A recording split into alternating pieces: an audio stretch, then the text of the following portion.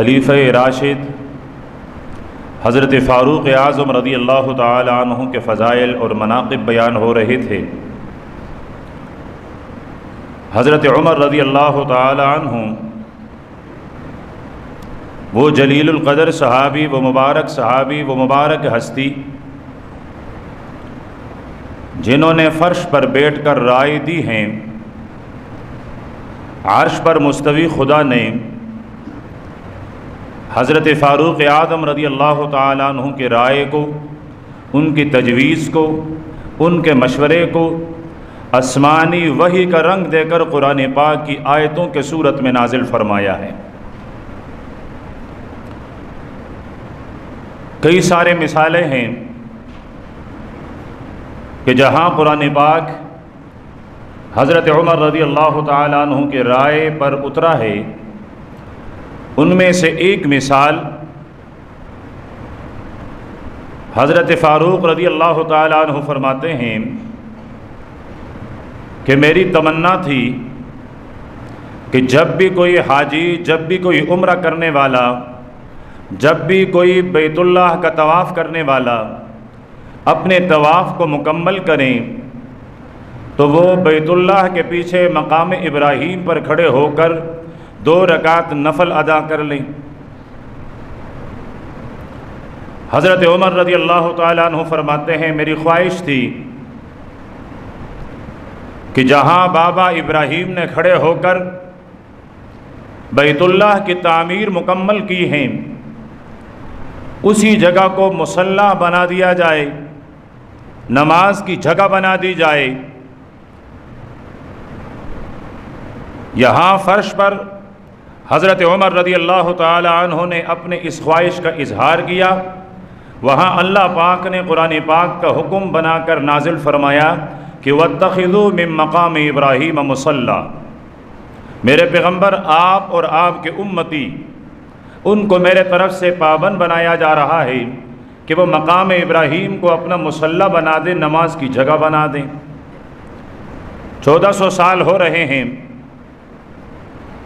امام امامت کرتا ہے تو وہ بھی مقام ابراہیم کے قریب کھڑے ہو کر امامت کرتا ہے۔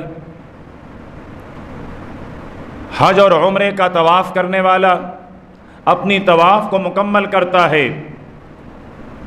تو 2 رکعت مقام ابراہیم کے پیچھے ادا کرتا ہے۔ کوئی زائر بیت اللہ کا زیارت کرنے والا طواف ادا کرتا ہے تو طواف کے بعد مقام ابراہیم پر 2 رکعت نماز پڑھتا ہے۔ یہ خواہش تھی حضرت عمر کی تو اللہ پاک نے اس خواہش کی تکمیل فرمائی۔ حضرت عمر رضی اللہ تعالی عنہ آپ صلی اللہ علیہ وسلم کے سسر ہیں، آپ کی بیٹی کاشانہ نبوت کی زینت ہے، میری اور آپ کی، ہر مومن مسلمان کی ماں ہے۔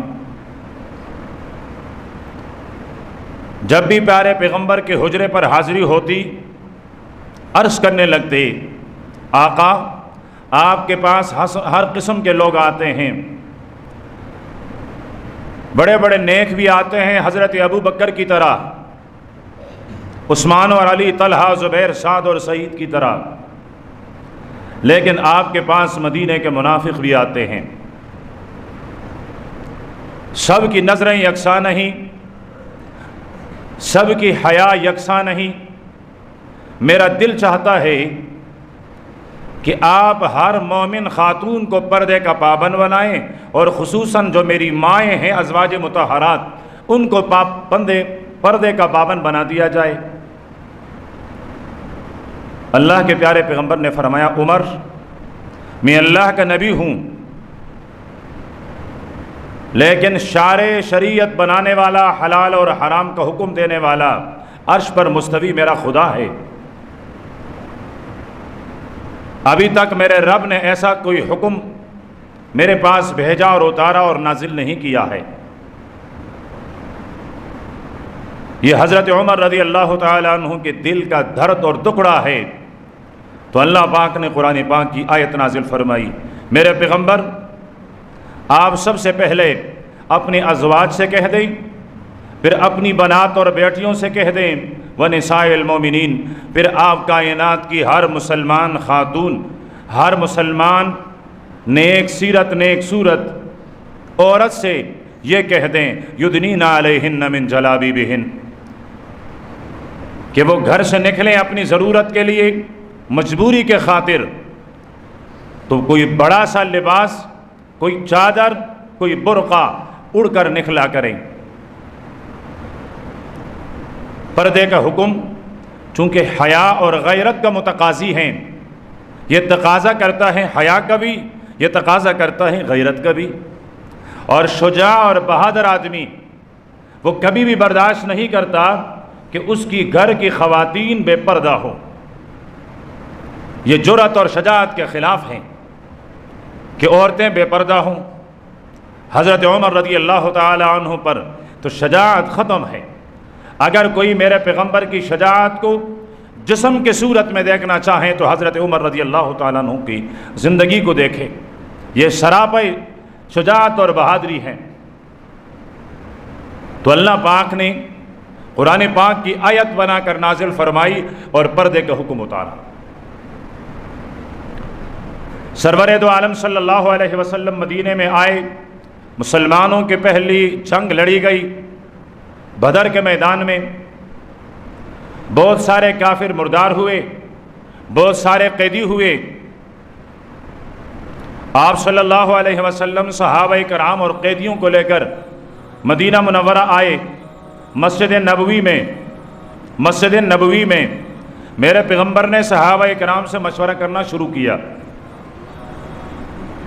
امور ہیں، معاملات ہیں جنگ کے، جہاد کے امور ہیں، اسارہ اور قیدیوں کے رہا کرنے اور فدیہ دینے کے، لیکن مشورہ میرے پیغمبر مسجد نبوی میں کر رہا ہے، اس لیے کہ مسلمانوں کے لیے مسجد ہی ان کے طرز حکمرانی کا محور ہوا کرتا ہے، ان کی بنیاد ہوا کرتی ہے۔ آسان الفاظ میں سیاست کی جگہ، سیاست کی بنیاد مسجد ہوا کرتی ہے۔ سرکار دو عالم صلی اللہ علیہ وسلم نے صحابہ کرام سے رائے طلب کرنی شروع کی۔ دائیں جانب بیٹے ہیں، ہمیشہ دائیں جانب بیٹا کرتے تھے حضرت ابو بکر رضی اللہ تعالی عنہ۔ یہ بدر کے قیدی ہیں، ان کے ساتھ کیا کریں؟ حضرت ابو بکر عرض کرنے لگے، آقا جو فیصلہ ہو سر آنکھوں پر، لیکن اگر میری رائے اور تجویز دریافت کرنی ہے تو پھر میری رائے یہ ہے کہ ان کو قتل کر کے ہمیں کیا ملے گا؟ ہم ان سے فدیہ لے کر ان کو آزاد کر لیتے ہیں۔ ہمارے پاس اسلحہ بھی نہیں ہیں، ہمارے پاس گھوڑے بھی نہیں ہیں، ساز و سامان بھی نہیں ہیں۔ جنگ بدر میں صحابہ کرام کے پاس ایک روایت کے مطابق صرف 2 گھوڑے تھے، ایک روایت کے مطابق 7 گھوڑے تھے۔ تو ہم ان کی فدیہ سے جنگ کے اسباب ساز و سامان خرید لیں گے۔ قرآن پاک نے ارشاد فرمایا ہے وَأَعِدُّوا لَهُم مَّا اسْتَطَعْتُم مِّن قُوَّةٍ، فرمایا دشمن سے جنگ کے لیے، دشمن کا مقابلہ کرنے کے لیے تم اپنے آپ کو ہمیشہ تیار کرو۔ قوت، صحابی نے پوچھا اللہ کے پیغمبر قوت کیا ہوتی ہے؟ اللہ کے نبی نے ارشاد فرمایا الا ان القوت الرمی، فرمائے قوت نشانہ بازی ہے، تیر اندازی ہے۔ اب لوگ کہتے ہیں یہ دہشت گردی ہے۔ دہشت گردی تو تب ہے جب آپ کے اسلحے کا رخ لا الہ الا اللہ پڑھنے والے مسلمان کی طرف ہو۔ اسلحہ تو دور کی بات، میرے نبی نے اس سے بھی منع فرمایا ہے کہ آپ کسی مسلمان کی طرف انگلی کا اشارہ کر کے اس کو گالی اور بدزبانی کے ساتھ اسے مخاطب بھی نہ کریں۔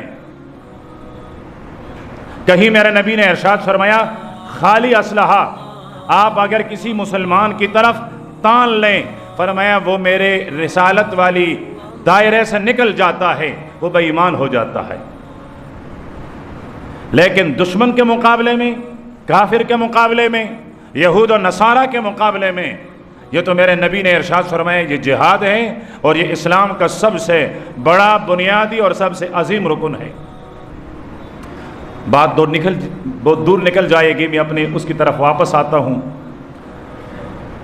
حضرت ابو بکر رضی اللہ تعالیٰ عنہ کی رائے یہ ہے کہ حضرت آپ فدیہ لے کر ان کو چھوڑ دیں۔ دوسرے تیسرے تمام صحابہ، اکثر صحابہ کی رائے یہی ہے فدیہ لے لیں۔ آپ صلی اللہ علیہ وسلم کی ذاتی رائے بھی یہی ہے کہ فدیہ لے کر ان کو چھوڑ دیا جائے۔ حضرت عمر رضی اللہ تعالیٰ عنہ سے پوچھا گیا، عمر تم بتاؤ تمہاری رائے کیا ہے؟ جن لوگوں کو ہم نے گرفتار کیا ہے، قیدی بنایا ہے، بدر کے میدان سے ان کو لے کر آئے ہیں، ان کے بارے میں آپ کا خیال کیا ہے؟ ان کے ساتھ کیا کیا جائے؟ فرمایا میرے پیغمبر، جو میرے رشتہ دار ہیں، جو میرے عزیز ہیں، جو میری قوم کا ہیں، ان کو میرے حوالے کر دیں، میں اپنے تلوار سے ان کا سر قلم کر دوں۔ جو ابو بکر کے رشتہ دار ہیں ان کے حوالے کیے جائیں، جو عثمان کے رشتہ دار ہیں ان کے حوالے کیے جائیں، جو علی کے رشتہ دار ہیں ان کے حوالے کیے جائیں، جو سعد کے رشتہ دار ہیں ان کے حوالے کیے جائیں، جو طلحہ کے رشتہ دار ہیں، غرض جس صحابی کا جو رشتہ دار ہیں انہی کو حوالہ کر کے کہا جائے اس کا سر تن سے الگ کر دیا جائے۔ یہ فاروق اعظم رضی اللہ تعالیٰ عنہ کی رائے ہے۔ قربان جاؤں فاروق اعظم رضی اللہ تعالیٰ عنہ کے تلو مبارک سے لگی ہوئی مٹی سے کیا جرت ہے اور کیا بہادری اور کیا غیرت ہے۔ فیصلہ کا اختیار میرے پیغمبر کو تھا۔ میرے پیغمبر نے فیصلہ فرمایا کہ ان سے فدیہ لے کر آزاد کر لیتے ہیں۔ فدیہ لیا گیا، آزاد کر دیے گئے۔ اتنے میں جبریل پہنچے، عرض کرنے لگے آقا رب نے بھیجا ہے، پیغام یہ ہے ما کان لنبی ان یکون لہ اسرا حتی یسخن فی الارض، کہ کسی نبی کے پاس اگر قیدی ہو تو اس کے لیے مناسب یہی ہے کہ خوب خون ریزی ہو جائیں، ان کو قتل کر دیا جائے۔ اللہ کے پیارے پیغمبر پریشان تو ضرور ہوئے، لیکن فیصلہ دے چکے تھے اور اللہ کو بھی منظور تھا میرا نبی یہ فیصلہ کر لیں، ورنہ فیصلے سے پہلے جبریل اتر جاتا، اور میرے اللہ کو یہ منظور تھا کہ فاروق اعظم کی شان اور ان کی عظمت بھی بتلا دی جائے، اس لیے فیصلے کے بعد جبریل کو بھیجا کہ صحیح رائے فاروق اعظم کی تھی۔ کتنا بڑا انسان ہے، بیٹا فرش پر ہیں لیکن اس کی ضمیر کے فیصلے آسمانوں سے نازل ہوتے ہیں۔ آپ صلی اللہ علیہ وسلم مجلس میں تھے، میرے پیغمبر کا صحابی ہیں حضرت عبداللہ تشریف لائے، عرض کرنے لگے آقا میرے والد کا انتقال ہوا ہے، میری دو درخواستیں ہیں آپ سے۔ ایک درخواست یہ ہے کہ آپ اپنا جبہ مبارک، اپنی قمیص مبارک دے دیجئے گا، میں اپنے والد کو آپ کے قمیص میں کفنانا چاہتا ہوں۔ میری دوسری درخواست یہ ہے کہ میرے والد کا نماز جنازہ بھی آپ پڑھائیں۔ آپ صلی اللہ علیہ وسلم نے اپنے قمیص مبارک دے دی۔ آپ صلی اللہ علیہ وسلم مسجد نبوی سے اٹھے، حضرت عبداللہ کے والد کے جنازے کے لیے۔ حضرت عمر نے پوچھا حضرت کہاں جا رہے ہو؟ فرمانے لگے عمر عبداللہ کے والد انتقال کر گئے ہیں، ان کا نماز جنازہ پڑھانے کے لیے۔ حضرت عمر عرض کرنے لگے اللہ کے حبیب کون سا عبداللہ؟ عبداللہ تو بہت ہیں، عبداللہ ابن عباس بھی ہیں، عبداللہ ابن مسعود بھی ہیں، عبداللہ ابن زبیر بھی ہیں، کون سا عبداللہ؟ فرمائے یہ نہیں، عبداللہ ابن ابی ابن سلول، منافقین کا جو سردار ہیں ابی، ان کا بیٹا ہے عبداللہ، یہ صحابی ہیں، اور باپ رئیس المنافقین، منافقین کا سرغنہ ہے۔ میرے رب کی قدرت دیکھیے، ان کو منافقین کا سردار بنوایا، بیٹے کو میرے پیغمبر کا خادم بنایا۔ ابو جہل کو اس امت کا فرعون بنوایا، اس کے بیٹے حضرت اکرمہ کو میرے پیغمبر کا خادم بنوایا۔ یہ رب کی تقسیم ہوتی ہے۔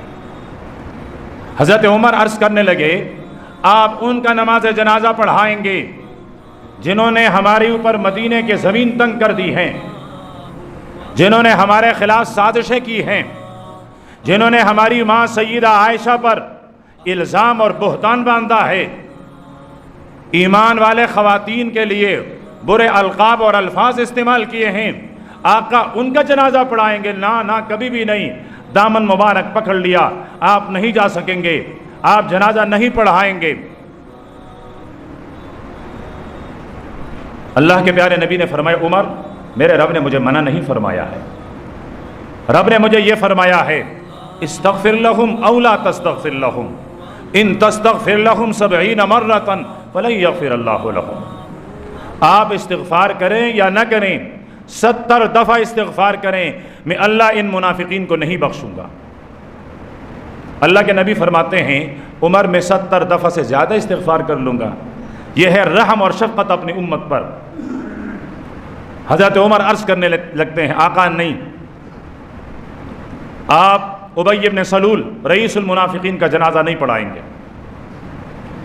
آپ صلی اللہ علیہ وسلم جنازہ پڑھانے کا ارادہ رکھتے تھے کہ جبریل نازل ہوا، قرآن پاک کی آیت اتری کہ وَلَا تُصَلِّ عَلَىٰ أَحَدٍ مِّنْهُمْ مَاتَ أَبَدًا۔ میرے پیغمبر صرف ابی بن سلول کی نہیں، تمام جتنے بھی منافق ہیں ان میں سے کوئی بھی مردار ہو جائے میرے حبیب آپ ان کا نماز جنازہ نہیں پڑھائیں گے۔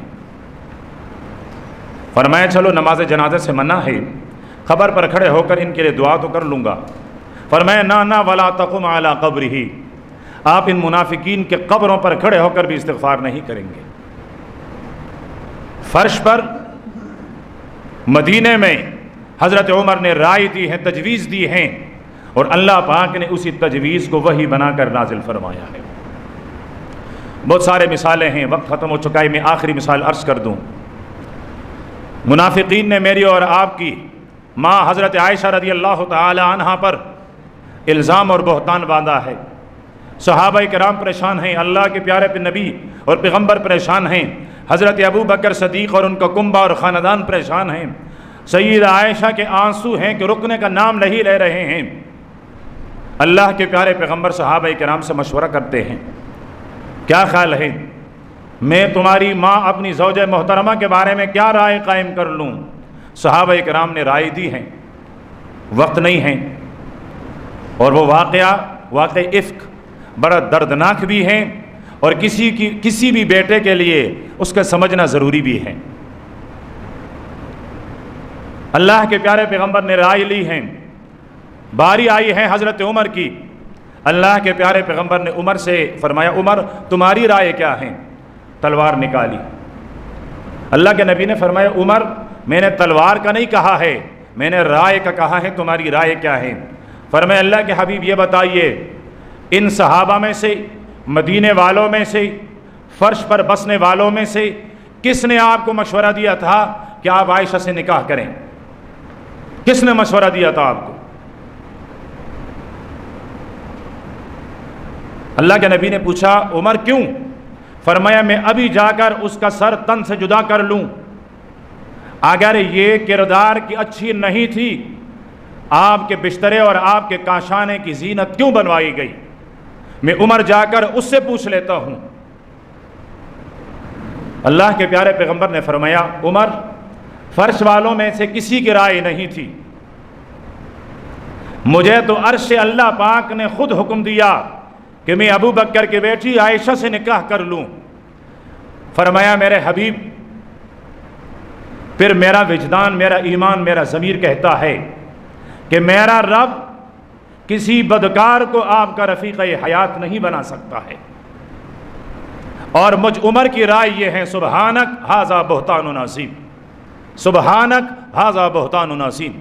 میرا رب بہت پاک ہے، اور اس پاک رب کی گواہی دیتے ہوئے میں بھی کہتا ہوں ھذا بہتان عظیم، میری ماں پاک ہیں اور اس پر لگنے والا بہت بڑا بہتان ہے۔ میرے رب کو یہ الفاظ اتنے پسند آئے کہ یہی قرآن پاک سورہ نور کی زینت بن کر اتری ہے۔ حافظ ابن حجر رحمۃ اللہ علیہ نے تقریباً 27 مقامات لکھے ہیں لفظی اور معنوی طور پر، جہاں حضرت فاروق اعظم رضی اللہ تعالیٰ عنہ کے رائے پر فیصلہ ہوا ہے۔ حضرت فاروق اعظم رضی اللہ تعالیٰ عنہ کا دور انداز حکمرانی کے لیے بھی ایک بہت بڑا معیار گزرا ہے۔ ایک مثالی دور گزرا ہے، خود ذات کے اعتبار سے بھی مثالی، آپ کی حکومت بھی مثالی۔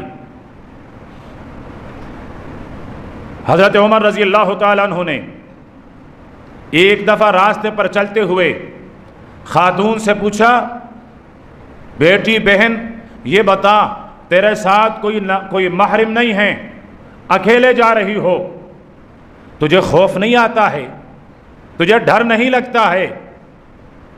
خاتون نے پلٹ کر دیکھا، دو باتوں میں سے کوئی ایک بات ضرور ہے، یا آج ہی فاروق اعظم دنیا سے چلے گئے ہیں تو پھر ہمیں افسوس کرنا چاہیے، پھر ہمیں رونا چاہیے، اور یا پھر اگر فاروق دنیا میں موجود ہیں تو تم خود فاروق اعظم ہو۔ حضرت عمر نے پوچھا، میں سمجھا نہیں کیا مقصد؟ خاتون کہنے لگی، جب تک عمر زندہ ہیں، جب تک عمر مسند خلافت پر موجود ہیں، تب تک کسی بدمعاش، تب تک کسی بے حیا آدمی کی جرت ہی نہیں ہے کہ وہ کسی خاتون کی طرف ہاتھ تو کجا ہاتھ تو درکنار نگاہ اٹھا کر بھی دیکھ لے۔ ہمارے پاس ایسا جری، ایسا بہادر، ایسا حیادار امیر المومنین موجود ہیں، پھر مجھے ڈر کس بات کی؟ ہائے قربان جا عمر، پاکستان والوں کی تیری ضرورت ہے، لیکن تجھے کہاں سے لاؤں؟ کہاں سے لاؤں تجھے؟ ضرورت تو ہے صرف آپ کی نہیں، آپ کے ثانی عمر ابن عبدالعزیز کی ہیں، لیکن کہاں سے لاؤں؟ صرف عمر ابن عبدالعزیز کی نہیں، ہمیں تو ضرورت عمر ثالث کی بھی ہیں، لیکن میں کہاں سے لاؤں شہزادوں کا عمر؟ کہاں سے لاؤں ایسا جری، ایسا بہادر کہ ملک کے آخری کونے میں بھی کوئی خاتون اپنے آپ کو تنہا اور بے سہارا نہ سمجھے۔ حضرت فاروق رضی اللہ تعالیٰ عنہ عرض کرنے لگے، بہن تو نے سچ کہا، میں خود عمر ہوں۔ فرمایا اس لیے تو میں نے کہا یہ سوال یا عمر کر سکتا ہے یا عمر کی غیر موجودگی میں کوئی اور کر سکتا ہے۔ یہ ہے انداز حکومت۔ ہر سال حج کے لیے جاتے، کلی کچہری لگتی تھی، سارے لوگ حضرت عمر رضی اللہ تعالیٰ عنہ سے سوال کرتے۔ حج پر گئے، سارے لوگ جمع ہیں، فرمایا اپنے خلیفے کے بارے میں کچھ کہنا چاہتے ہو؟ ایک آدمی کھڑا ہوا، کہنے لگا امیر المومنین، گورنروں کے بارے میں آپ کا یہ حکم نامہ جاری ہوا تھا کہ وہ اپنے دروازے پر کوئی دربان، کوئی چوکیدار، کوئی گارڈ، کوئی نوکر نہیں بٹھائے گا، تاکہ عام رعایا جب بھی چاہیں بلا خوف و خطر اپنے گورنر سے جا کر اپنے جو مشکلات ہیں وہ حل کروائیں۔ حضرت عمر نے فرمایا ہاں، میں نے یہی حکم نامہ جاری کیا تھا اور یہی اب بھی جاری ہے۔ کھڑے ہوئے آدمی نے دوسرا سوال کیا، گورنروں کے بارے میں آپ کا حکم یہ تھا کہ وہ باریک ریشمی لباس نہیں پہنیں گی جو مالدار لوگوں کی عادت ہیں؟ حضرت عمر نے فرمایا ہاں، میں نے گورنروں کے نام یہی فرمان جاری کیا ہے کہ ان کا لباس ایک عام مزدور کی لباس کی طرح ہوگا۔ ہائے قربان جاؤں، خلافت راشدہ کو کہاں سے لاؤں؟ گورنر کا لباس مزدور کی لباس کی طرح، ایک عام لباس کی طرح ہوگا۔ کھڑے ہوئے شخص نے کہا عمر پھر سن، مصر کے گورنر نے دربان اور چوکیدار بھی بٹھا رکھا ہے اور اس کا لباس بھی بہت باریک ہیں۔ فرمایا اچھا یہی بات ہے۔ عرض کرنے لگے پولیس کا سربراہ، یہ پولیس کا محکمہ دیا ہے حضرت فاروق اعظم نے، ڈاک کا محکمہ دیا ہے فاروق اعظم نے، بیت المال کا محکمہ دیا ہے فاروق اعظم نے۔ فرمایا پولیس کا چیف، آپ اس کو آئی جی کہہ دیں۔ ہاتھ کھڑا کیا حضرت محمد ابن مسلمہ رضی اللہ تعالیٰ عنہ نے، جی امیر المومنین میں حاضر ہوں۔ فرمایا جاؤ تحقیق کر لو، یہ آدمی اگر جس طرح کہتا ہے اگر اسی طرح ہیں تو گورنر کو گرفتار کر کے لاؤ، اور اگر اس نے غلط بیانی کی ہے تو اس کو گرفتار کر کے لاؤ۔ پولیس کا چیف پہنچا ہے وہاں مصر، دیکھا دربان بھی ہیں، گورنر کو دیکھا لباس بھی ہیں، کہتے جی ساتھ تشریف لائیں، امیر المومنین نے آپ کو بلایا ہے۔ لایا گیا مدینے میں. عرض کرنے لگے حضرت دروازے پر دربان بھی تھا, لباس بھی اس کا آپ دیکھ رہے ہو باریک ہے. فرمایا ٹھیک ہے. فرمایا بیت المال سے اس کو کوئی قدرہ عام سا لباس دے دو. دے دیا گیا. فرمایا ان کو بکریاں اور اونٹ دے دو, اور فرمایا تم اب گورنر نہیں, تم چرواہے ہو, جاؤ 6 مہینے تک تم یہ جانور چراؤ, 6 مہینے کے بعد میرے پاس آؤ. یہ ہیں فاروق اعظم. ہمارے ہاں بھی احتساب ہوتا ہے, ہمارے ہاں بھی احتساب ہوتا ہے, اور کیا نرالا احتساب ہوتا ہے, دل خون کے آنسو روتا ہے واللہ. حضرت فاروق اعظم رضی اللہ تعالی عنہم کیا کیا بیان کریں. بادشاہ نے ایک جاسوس بھیجا اور اس کو 3 تحفے دیے, 3 چیزیں دیے. ایک زہر کی شیشی, ایک عطر کی شیشی, اور ایک بہت حسین اور خوبصورت خاتون. جاسوس مدینے میں پہنچا, پوچھنے لگا بتاؤ تمہارا جو سربراہ حکومت ہے, تمہارا صدر ہے, تمہارا وزیر اعظم ہے, اس کا محل کہاں ہے؟ اس نے کہا ہمارے وزیر اعظم, ہمارا صدر, ہم تو اس کو امیر المومنین کہتے ہیں. کہتے اچھا اس کا محل؟ اس نے کہا محل کا نام تو پہلی دفعہ سن رہے ہیں. ہمارے ہاں جھونپڑیاں ہوتی ہے, ہمارے ہاں جھونپڑیاں ہوتی ہیں, جھونپڑیاں. وہ یہ چھوٹی سی پہاڑی ہے, اس کے پیچھے مٹی کا بنا ہوا مختصر سا کچا گھر ہے ہمارے امیر المومنین کا, لیکن اس وقت گھر میں نہیں, مسجد نبوی میں ہے. مسجد نبوی میں, اور اس وقت کہتے ہیں ہاں مسجد کی تعمیر چل رہی ہے, وہاں صحن میں ہے. جاسوس آیا, پوچھا تمہارا امیر المومنین, تمہارا سربراہ؟ اس نے کہا وہ جو گارا بن رہا ہے دیکھ رہے ہو؟ اس نے کہا ہاں. گارے کے درمیان ایک آدمی کھڑا ہے, اسے دیکھ رہے ہو؟ اس نے کہا ہاں. کہتے یہ ہمارا امیر المومنین, یہ خطاب کا بیٹا عمر ہے, یہ ہوتا ہے حکمران. اے کاش وقت ختم نہ ہو چکا ہوتا. یہ اس کے قریب پہنچے, اس نے ہاتھ اور پیر صاف کر کے باہر نکلے. جی فلاں بادشاہ نے بھیجا ہے اور آپ کے پاس یہ 3 تحفے بھیجے ہیں.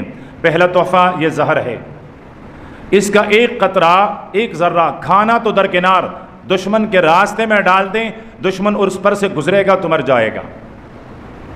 اس طرح کا زہر ہے, ہمارے بادشاہ نے آپ کو حدیث میں بھیجا. اچھا ششکولی دکن بھرا, بسم اللہ الذی لا یضر مع اسمہ شیء فی الارض ولا فی السماء وہو السمیع العلیم پڑھ کر پورا وہ جو ڈھکنا ہے اس کا 1 چمچہ کھا لیا. یوں دیکھا, یوں دیکھا, کچھ ہوا؟ اس نے فرمایا نہیں, کچھ بھی نہیں ہوا. وجہ؟ حضرت عمر نے فرمایا تمہارے معبودوں نے, تم پتھر کے پجاری ہو, تمہاری ان مورتریوں نے, تمہاری ان پتھروں نے تمہیں یہ بتایا ہے کہ مارنے والا زہر ہوتا ہے, جبکہ ہمارے حبیب نے ہمیں بتایا مارنے والا اللہ ہوتا ہے. جب تک اس کا فیصلہ نہیں آئے گا تب تک کوئی کسی کو موت نہیں دے سکتا. دوسری شیشی میں کیا ہے؟ اس نے کہا خوشبو ہے, 1 دفعہ لگائیں, جب تک کپڑا ہے تب تک خوشبو رہے گی. اس نے کہا اچھا اتنا قیمتی. ڈھکن کھولا اور اس مٹی میں انڈھیل دیا جس مٹی میں تھوڑی دیر پہلے عمر کھڑے تھے. فرمایا تیسری چیز کیا ہے؟ یہ بہت خوبصورت دوشیزہ خاتون ہیں. فرمایا اچھا. جو لوگ کام کر رہے تھے جوانوں سے مخاطب ہو کر حضرت عمر نے فرمایا جوانوں تم میں سے کس کا نکاح نہیں ہوا؟ اب ہمارے جوان کہیں گے اللہ کرے ایسا کوئی موقع ہمیں بھی ملے, لیکن عمر جیسا حکمران ہو اور دور فاروقی میں رہنے والے مسلمان ہوں تو پھر ایسے واقعات ہوتے ہیں. ایک صحابی نے ہاتھ کھڑا کیا, اللہ کے حبیب میرا نکاح نہیں ہوا. فرمایا ہاں آ جاؤ, اس سے تمہارا نکاح پڑھوا لیتے ہیں. وہ واپس گیا, جا کر اپنے بادشاہ کو بتایا, بادشاہ آرام سے رہنا, تم فاروق اعظم پر غالب نہیں ہو سکتے. وہ رب کے علاوہ کسی سے ڈرتا ہی نہیں ہے.